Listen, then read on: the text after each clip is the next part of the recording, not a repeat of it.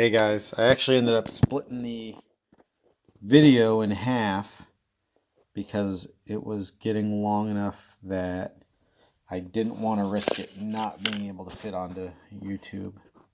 So I have the spring chart pulled up, and this is why these things require 6 gorillas worth of strength to put on.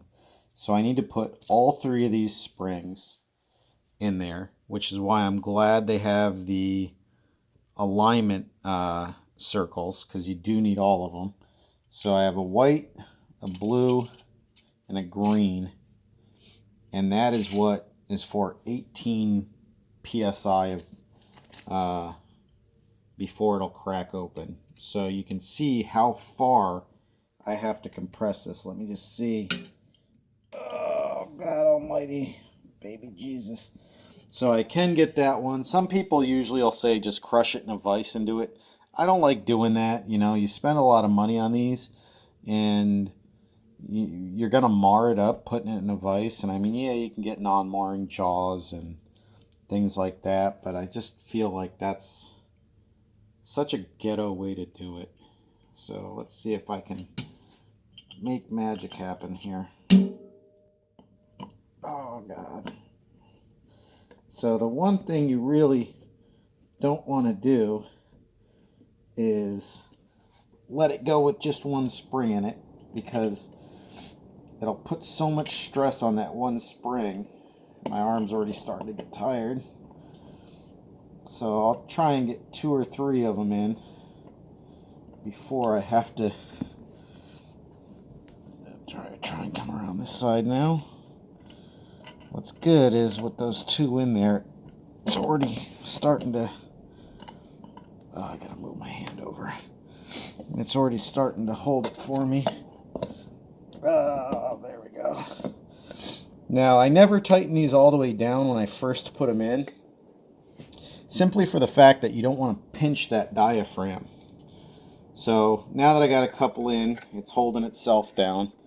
And then just like anything else, you're going to kind of just go around and tighten them up, and you just want to keep an eye on that diaphragm. Now, if you do pinch the diaphragm and you don't notice it, you're going to kick yourself, because you're going to notice right away when you start trying to build boost and you rip the diaphragm and it's just dumping air out. So I'm just going around and I'm looking. The diaphragm comes up high enough that it's already partially seated into the top hat part. So what I'm going to do is just continue to push down and just tighten this up real quick. So I'm not going to run these all the way down yet. I'm still going to just walk my way around, because I don't want to kick anything on an angle where it's going to want to pinch that diaphragm. You know, nice and easy is the name of the game. And this is the kind of stuff I like doing on cars, is, you know, this kind of like little finishing work. And, you know, I like polishing stuff. I like everything to be nice. I like it to look nice. You know, I don't like when bolt heads get stripped because you're jamming down with a ton of force, or, you know, whatever. And that's why, I mean, these were just cheapy T-handle Allen keys that I got at Home Depot last year for Black Friday. They were like $9 for the metric set. Now, I have a nice set of $180 Bondhurst Allen keys, and I really don't use them that much, just because they're where they just have a big loop and they're not super comfortable, but they're so stiff. I almost always, like, these have give, like the shaft of the Allen key starts turning, so you can't crank on the hex opening of the bolt to where you're going to strip it. With the Bondhurst ones, they're hardened, so what happens is I can actually strip all the points off the inside of these little bolts with those Allen keys. And I got those years ago when I used to work in a machine shop as an assembler. So we would make the parts, we would assemble the parts, paint them, and deliver them fully assembled, ready to go.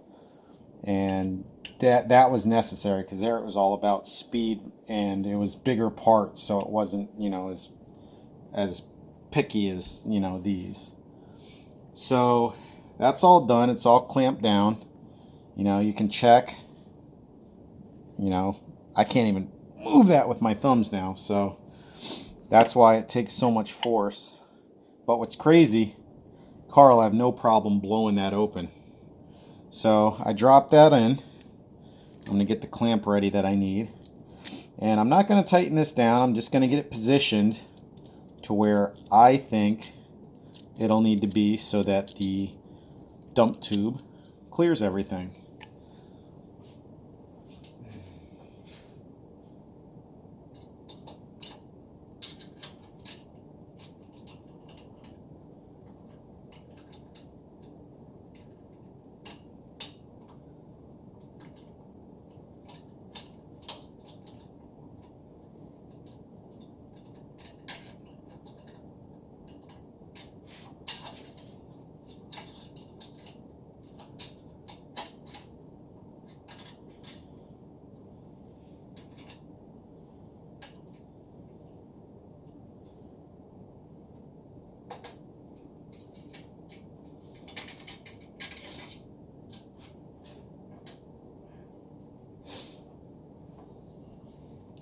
Bear with me 1 second here. I just am getting this in place.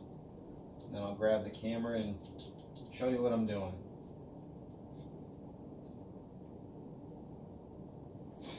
All right. Thanks for bearing with me with that. So I got this bolted up. I got the collar in. I just took a guess where this needs to be. I'm assuming that they have this. So I might have to spin this around or put this coming down like that. So that's how this actually is gonna end up sitting. So I need to spin the wastegate. So bear with me 1 second. Now with this wastegate, I have it loose still, so I'm able to rotate it. You have to be careful because this ring right here actually squeezes that together. So it is a little snug. And that one's going to be like that. So I know usually whenever you see dump tubes, they're damn near right on top of each other. So that's how I'm going to mount this one. So let's go with that. Let me grab the other clamp. And these are actually pretty nice clamps. A lot of times when you get clamps like this, they're the same style as the exhaust one, where it's just got a big bolt through it. Sorry for blocking you here. I'm just trying to take this off, and unfortunately my plan didn't work out with having all my different cameras because the dang battery died. So I'm gonna get this. I'm trying to figure out the angle I want. I think I'm gonna have the I think I'm going to do it like that so that the bolt's on that side. So I'll be able to reach it from the passenger side of the car. So this is all little stuff that I think about when I'm putting it together, because nothing's more annoying than, you know, you throw it together, you're not really paying attention, and then you need to take the wastegate off and the bolt's underneath. And now you got to try and take the turbo off to get the bolt out because you can't reach it with any tool to loosen it. So that gets kind of annoying. So I'm going to actually set this up right here. See if we can get that so that it can see what I'm doing. Not from there. Maybe right here. Yeah. Alright, so I'm going to leave you guys right there while I try and put this on. So for next week, I am going to, instead of messing around, just bring my DSLR down, because I know the battery lasts a long time when I'm shooting video with that, and use my DSLR versus the GoPro. I mean, I figured the GoPro would be good for this, and it turned out to be a 100% crapshoot that I lost. That's super tight. Ugh. I really don't know if I'm comfortable with that. Let's go with the old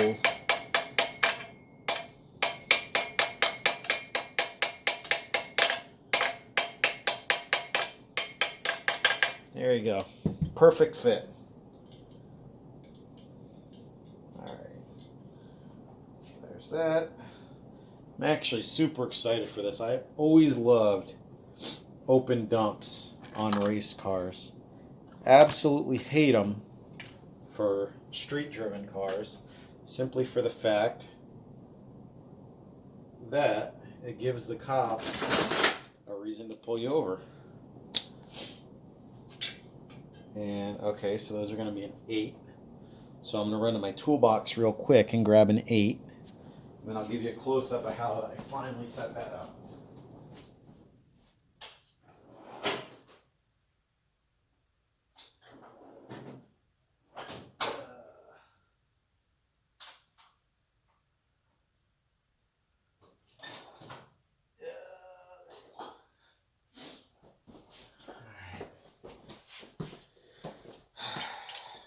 Look at that. I guessed right. It's an 8.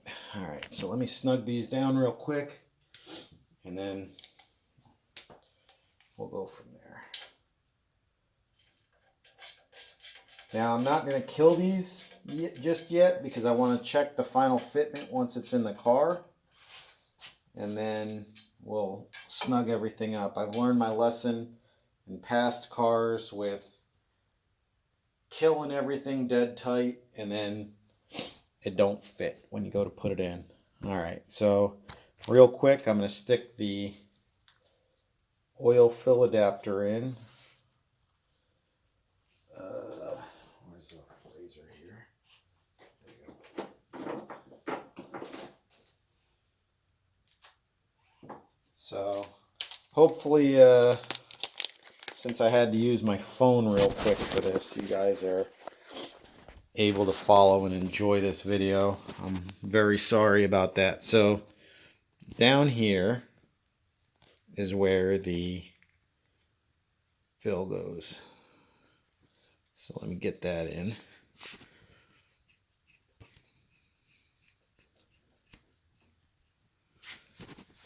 Let me just grab a 14 wrench. I think that's what it is off the top of my head.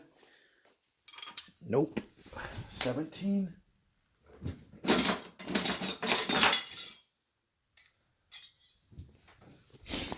This is one of the things I love about all these. 18 actually. Nice. All right, there we go.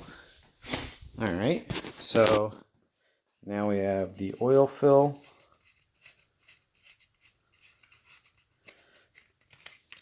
All right.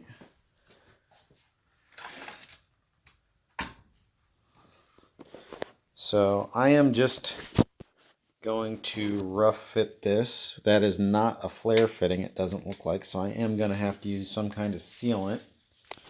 So I have to see what they want to use. So I just want to make sure that at this point all the lines are long enough, everything clears.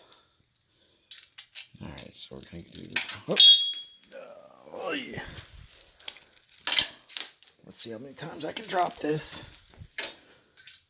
All right, there we go. So normally I would have liked to have put an inline oil filter on this. This is kind of a crazy long hose. I'd like to see a shorter hose actually. I might buy a shorter hose. I don't like that giant loop, it looks messy. And I don't, maybe I could tuck it down. I don't know. I have to see how I can situate that so it's at a better angle.